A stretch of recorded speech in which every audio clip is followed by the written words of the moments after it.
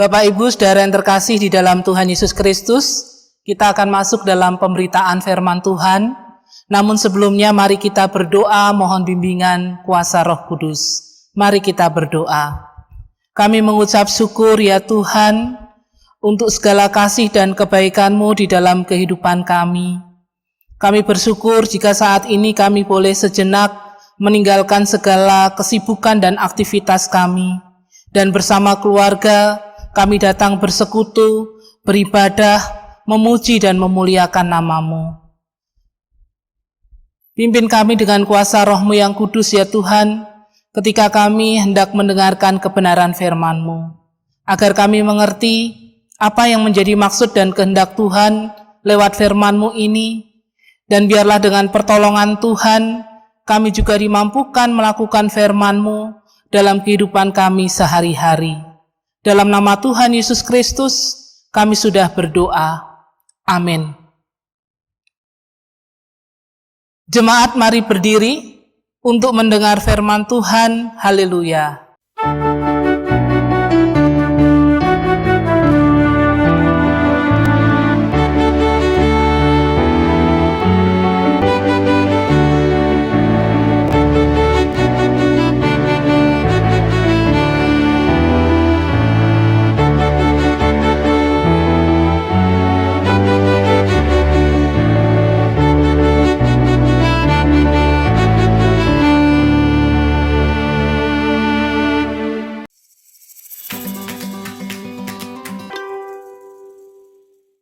Bacaan Alkitab hari ini terambil dari Efesus 1 ayat 3 sampai dengan 14.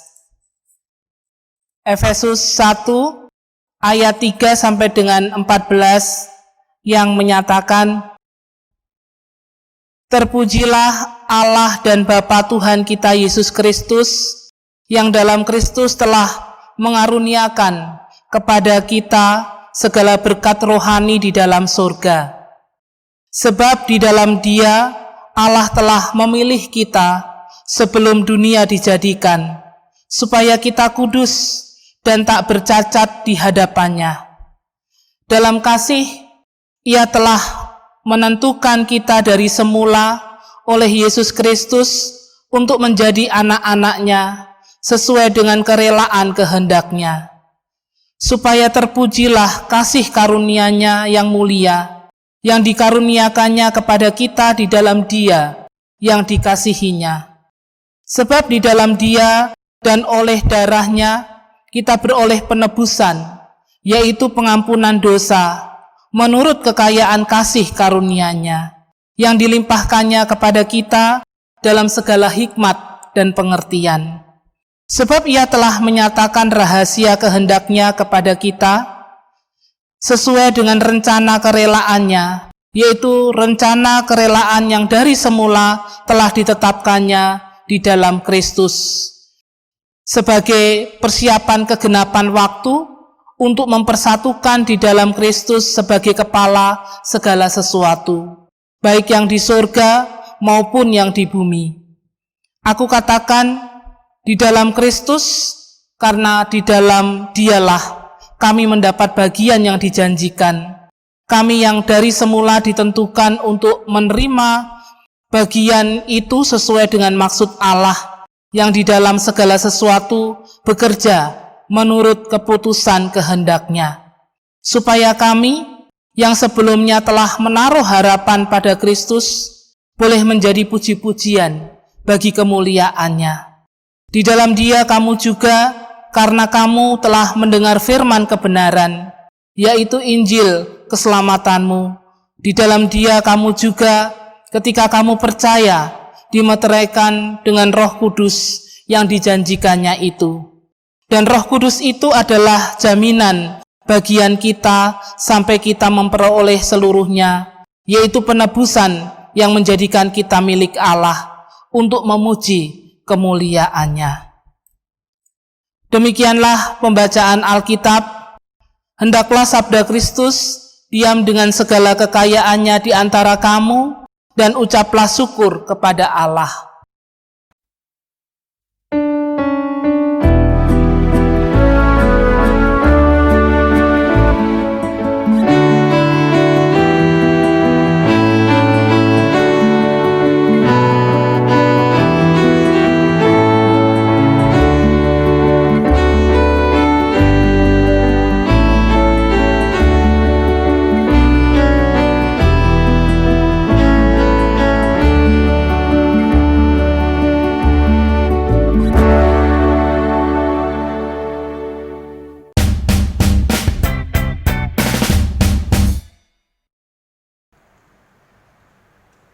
Bapak Ibu Saudara yang terkasih di dalam Tuhan Yesus Kristus, dalam masa-masa pandemi COVID-19 yang melanda kehidupan kita saat ini, ada banyak hal yang patut membuat kita berpikir tentang hidup ini. Hidup begitu syarat dengan pengalaman serta angan-angan. Hidup begitu penuh dengan berbagai perasaan dan cita-cita. Hidup penuh dengan kesempatan dan tantangan dan sebagainya. Jadi sebenarnya hidup kita itu mengandung sejuta makna. Tapi apakah arti semuanya itu jika hidup harus berakhir pada kebinasaan? Apakah arti semuanya itu jika kita terus berada dalam perasaan yang penuh kecemasan dan ketakutan? Apa artinya jika apa yang kita harapkan dan kita cita-citakan hampa begitu saja? Semua yang kita rencanakan sirna semuanya. Seolah-olah tidak ada sesuatu yang baik yang bisa kita harapkan di tengah-tengah pandemi COVID-19 ini. Banyak orang menjadi pesimis dan tidak lagi percaya akan kuasa Tuhan. Tetapi tidaklah demikian bagi kita orang-orang yang percaya kepada Tuhan Yesus. Bapak Ibu Saudara yang terkasih di dalam Tuhan, bacaan firman Tuhan hari ini melalui tulisan Rasul Paulus kepada jemaat di Efesus menunjukkan kepada kita bahwa kita adalah orang-orang pilihan Allah, sehingga tujuan hidup kita, artinya untuk apa kita hidup di dunia ini dan bagaimana kita menjalani hidup di dunia ini, itu haruslah sesuai dengan kehendak Allah. Karena Allah telah memilih kita di dalam Yesus Kristus dan telah menganugerahkan segala berkat rohani kepada kita yang percaya kepadanya. Oleh karena itu, bacaan firman Tuhan hari ini diawali dengan pujian kepada Allah. Dikatakan di dalam ayat yang ketiga, terpujilah Allah dan Bapa Tuhan kita Yesus Kristus, yang dalam Kristus telah mengaruniakan kepada kita segala berkat rohani di dalam surga. Di sini yang Paulus puji adalah Allah Bapa, yang dalam Kristus telah melakukan perbuatan-perbuatan yang besar bagi kita, bukan saja sebagai Allah yang menciptakan alam semesta, tetapi sebagai Bapa kita, yang kebapaannya itu dinyatakan kepada kita dalam apa yang telah Ia buat untuk kita sebagai Bapa dari Tuhan Yesus Kristus, Tuhan kita. Perbuatan besar yang dilakukan Allah, yaitu bahwa di dalam Kristus Dia telah mengaruniakan kepada kita segala berkat rohani. Malahan Kristus sendiri adalah berkat Allah bagi manusia. Dasar atau alasan Allah Bapa mengaruniakan segala berkat rohani adalah sebab di dalam Kristus Dia telah memilih kita sebelum dunia diciptakan. Tentunya Allah Bapa dalam memilih kita, Ia mempunyai maksud dan tujuan, yaitu supaya kita kudus dan tak bercacat di hadapannya.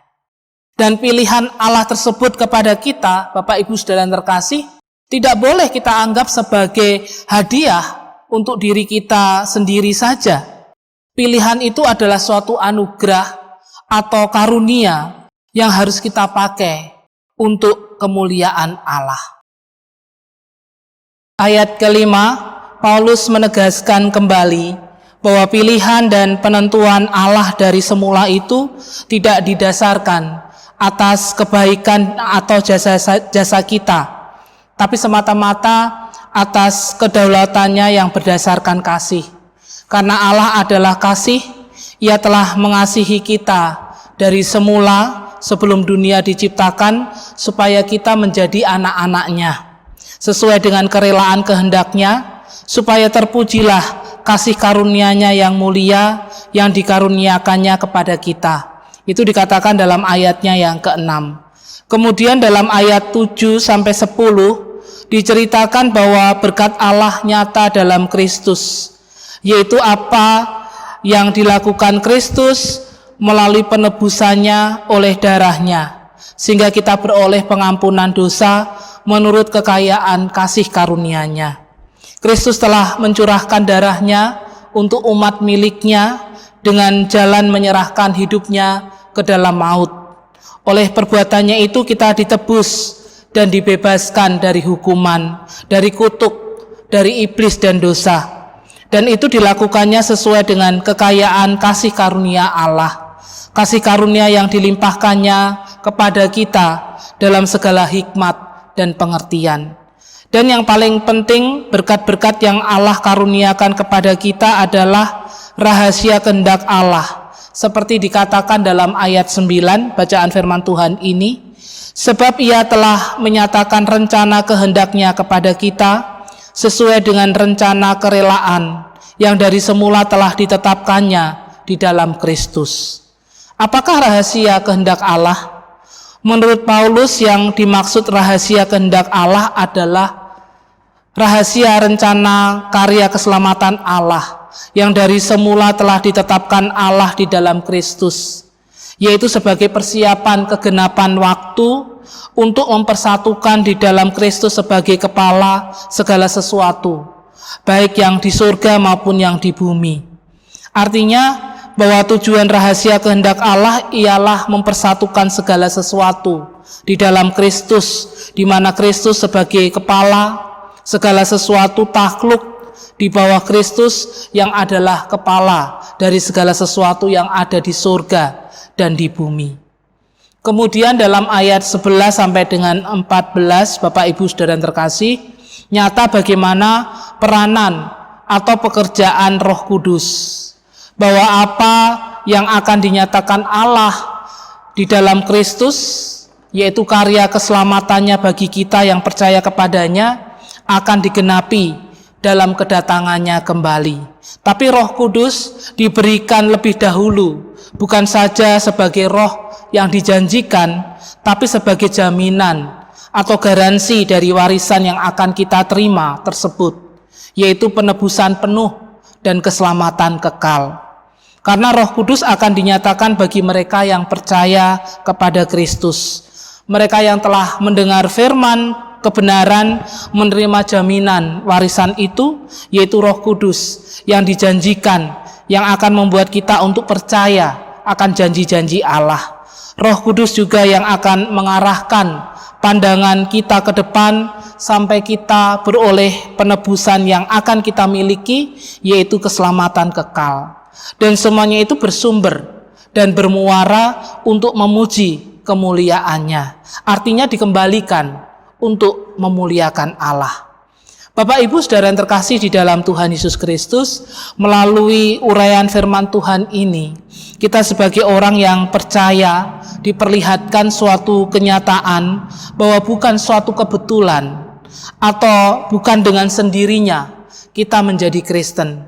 Kita menjadi orang yang percaya kepada Kristus.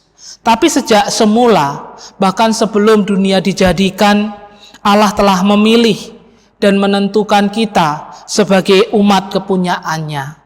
Dan itu bukan berdasarkan perbuatan atau kebaikan kita, tapi semata-mata karena kasih dan kehendaknya di dalam Kristus. Itu berarti dari semula kita dipilih, kita ditetapkan Allah bukan untuk ditimpa murka, tapi untuk mendapat keselamatan di dalam Kristus. Karena Kristus telah melakukan karya penebusan yang melaluinya kita beroleh pengampunan dosa dan segala berkat rohani dinyatakan kepada kita. Oleh karena itu, kita patut bersyukur dan menaikkan puji-pujian kepada Allah dalam seluruh kehidupan kita. Oleh karena itu, Bapak Ibu Saudara yang terkasih, melalui firman Tuhan ini kita diingatkan bahwa kita hidup bukan untuk diri sendiri, bukan untuk memuaskan hawa nafsu kita, tetapi kita hidup untuk memuliakan Tuhan. Hanya ketika kita mengarahkan hidup kita untuk memuliakan Tuhan, maka Tuhan juga akan memuliakan kehidupan kita. Meskipun harus kita sadari, Sebagai orang percaya, pada kenyataannya kita juga mengalami tekanan. Ada begitu banyak tantangan dan pergumulan yang kita hadapi dalam hidup ini. Kita juga harus berani melawan segala kuasa yang membelenggu atau memperbudak kita manusia dalam berbagai bentuk. Karena pembebasan Allah bagi kita nyata melalui kehadiran Kristus. Pembebasan Allah kepada kita adalah anugerah. Pembebasan itu bukan hasil jerih usaha manusia. Kita tidak mampu membebaskan atau menyelamatkan diri sendiri. Bahwa Allah sendiri berkenan membebaskan kita. Dan pembebasan Allah adalah pembebasan dari dosa, sekaligus pembebasan dari segala belenggu masalah, belenggu kekhawatiran, belenggu hawa nafsu, dan sebagainya. Sehingga kita bukan lagi orang-orang yang berkabung, orang-orang yang meratap, tapi kita adalah orang-orang yang menang, yang telah mengalami rehabilitasi Allah. Kita adalah orang-orang yang telah menerima kabar baik dari Kristus, dan bagaimana kita juga menjadi pembawa kabar baik itu kepada sesama. Karena Kristus adalah penggenapan kabar baik tersebut. Oleh karena itu, syarat untuk menerima kabar baik atau menerima keselamatan adalah percaya bahwa Yesus adalah Tuhan dan Juru Selamat. Oleh karena itu, Bapak Ibu saudara terkasih, iman atau percaya kepada Kristus itu mengubah kehidupan kita yang tadinya hidup ini didominasi oleh dosa. Di dalam Kristus, dosa itu tidak berkuasa lagi. Oleh karena itu, sebagai orang percaya, kita harus meninggalkan segala perhambaan. Jangan lagi kita memperhambakan diri pada hal-hal yang ada di dunia ini. Di dalam Kristus, kita juga diberi kuasa, yaitu Roh Kudus. Kuasa Kristus itu memampukan kita melakukan peperangan, melawan segala kuasa yang membelenggu kita dalam segala bentuk. Bukan perang fisik, tapi perang untuk menyatakan kemuliaan Allah, yaitu perang untuk meluruskan sikap batin dan membaharui roh. Karena dari sikap batin yang lurus dan roh yang dibaharui, maka akan mengubah perilaku kita, akan mengubah cara berpikir, bahkan cara hidup kita, termasuk perlakuan kita terhadap sesama dan lingkungan. Tapi Bapak Ibu saudara terkasih, seringkali kita justru mengotori kemuliaan Allah yang dinyatakan dalam kehidupan kita, karena kita sering kembali melakukan dosa. Kita kembali lebih menuruti hawa nafsu dan kedagingan kita. Sebagai orang percaya, kita pun sering juga mencuri kemuliaan Allah, yaitu kita menerima, kita mengambil, kita memakai dan menggunakan apa yang berasal dari Allah, tapi untuk kepentingan diri kita sendiri, untuk memuliakan diri kita sendiri, dan tidak untuk memuliakan Allah. Di dalam Kristus, Bapak Ibu saudara terkasih, kita juga dipilih untuk menjadi anak-anak Allah. Ini suatu kehormatan dan berkat yang luar biasa. Sebagai anak, kita memperoleh jaminan sebagai ahli waris kerajaannya. Sebagai anak, kita mendapat hak untuk menerima kemuliaan Allah. Sebagai anak, kita berhak mendapat pemeliharaan Allah yang merupakan Bapa kita, yang tidak segan-segan Dia menggendong kita ketika kita tak berdaya. Dia tidak segan-segan menolong. Dia tidak segan-segan menopang serta menguatkan kita ketika kita menghadapi segala tantangan dan pergumulan. Dan terlebih, Dia mengaruniakan segala yang baik yang kita butuhkan. Namun di sisi lain, Bapak Ibu saudara yang terkasih, sebagai anak kita pun juga dituntut berperilaku layaknya seorang anak yang taat dan hormat kepada bapaknya. Kita harus mendengar nasihatnya, yaitu firman-Nya yang seringkali menguatkan dan meneguhkan kita. Sebagai anak, kita juga harus membanggakan Allah yang merupakan Bapa kita dengan melakukan apa yang baik, apa yang berkenan sesuai dengan kehendak-Nya. Kita harus memuliakan Dia dalam seluruh kehidupan ini. Dan hanya di dalam Kristus kita memperoleh semua berkat itu. Bapak Ibu Saudara yang dikasihi Tuhan Yesus Kristus, melalui apa yang telah Allah kerjakan bagi kita di dalam Kristus dan kuasa Roh Kudus-Nya, patut kita hidup dalam ucapan syukur kepadanya. Karena berkat-berkat rohani yang kita terima tidak dapat dibandingkan dengan apapun juga yang ada di dunia ini. Dan berkat-berkat itu bukan nanti baru kita terima ketika Yesus datang kembali, tapi saat ini sudah dinyatakan kepada kita. Karena keselamatan Allah sudah dan sedang bekerja dalam kehidupan kita yang percaya kepadanya, yaitu melalui bagaimana Allah memilih kita sebelum dunia dijadikan, melalui penebusan Kristus yang juga nyata dalam pemeliharaan hidup setiap hari, dengan mengutus Roh Kudus bekerja di dalam kita dan di antara kita, dan yang akan mengalami puncaknya pada kedatangan Kristus kembali, di mana kemuliaan Allah akan dinyatakan kepada kita secara sempurna. Itulah berkat-berkat rohani bagi kita orang yang percaya kepada Kristus, sekaligus sebagai jaminan bagi kita orang percaya untuk senantiasa mengalami pertolongan dan penyertaan Tuhan di dalam kehidupan kita. Oleh karena itu Bapak Ibu Saudara yang terkasih, tidak ada alasan bagi kita untuk kita tidak berpengharapan.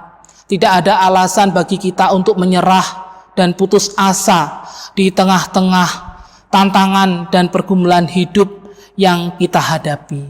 Seperti saat ini, ketika kita menghadapi pandemi COVID-19, jaminan keselamatan yang telah kita terima melalui Tuhan Yesus Kristus seharusnya membuat kita tetap percaya akan kuasa Tuhan dan tetap optimis dalam menjalani kehidupan ini. Sekalipun banyak orang pesimis dan menyerah di tengah-tengah pandemi COVID-19 ini, sekalipun banyak orang yang mengatakan adanya konspirasi-konspirasi di balik virus COVID-19 ini, tapi kita tetap meyakini di atas kuasa apapun, kita tetap percaya ada kuasa Tuhan di balik semuanya itu. Artinya, jika Tuhan izinkan semuanya ini terjadi, pasti Tuhan punya maksud, pasti Tuhan punya tujuan melalui semuanya ini, dan kita percaya bahwa virus COVID-19 ini ada dalam kuasa dan kendali Tuhan sendiri. Dan jika kita lihat virus COVID-19 ini, Bapak Ibu Saudara yang terkasih, bisa dikatakan bahwa virus ini unik. Bahwa virus ini memang cepat menular dan mematikan ya, karena memang belum ditemukan vaksinnya. Tapi virus ini bisa mati dengan sendirinya.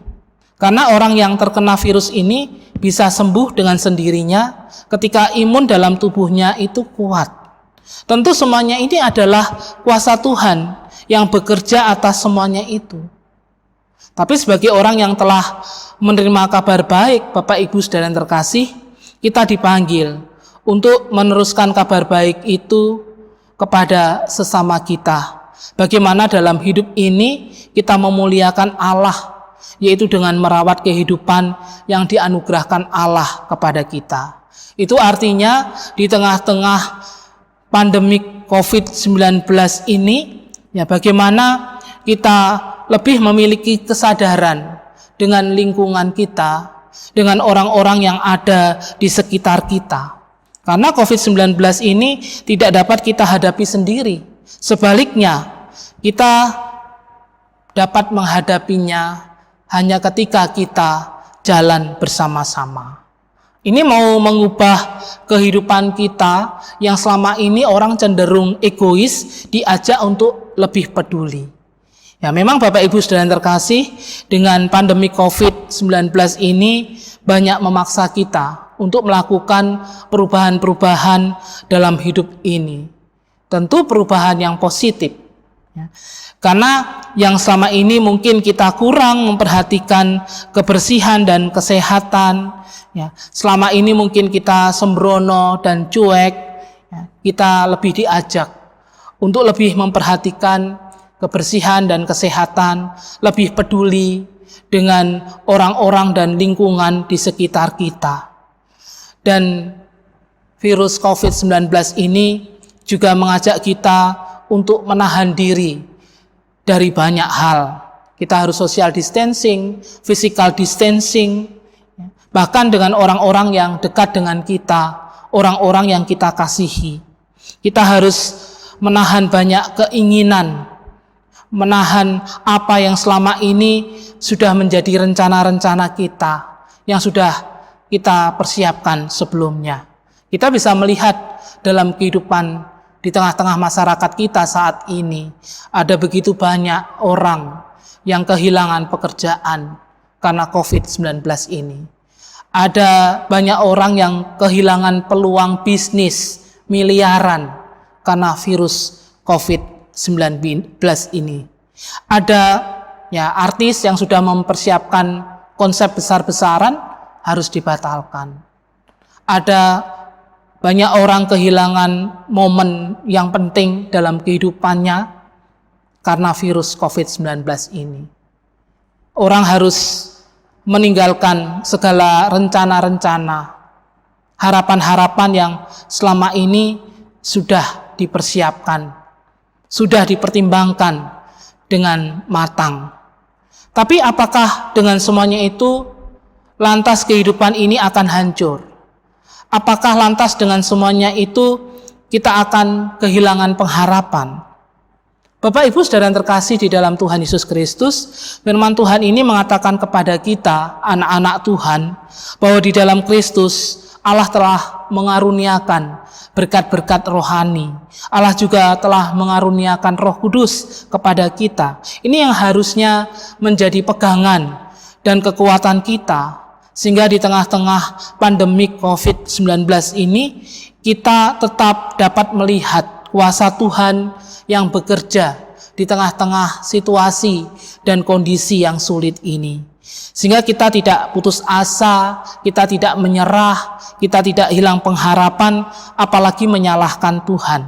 Justru sebaliknya, kita diingatkan sebagai orang yang menerima berkat-berkat rohani di dalam Kristus, kita dipanggil, kita diajak untuk senantiasa memuliakan Allah, yaitu dengan merawat kehidupan ini. Di masa-masa pandemi, dengan talenta yang kita miliki, mungkin kita bisa berdaya guna di tengah-tengah keluarga. Bagaimana kita menguatkan spiritualitas keluarga kita masing-masing. Kita menguatkan ekonomi keluarga kita masing-masing. Dengan melakukan banyak hal yang bisa kita lakukan.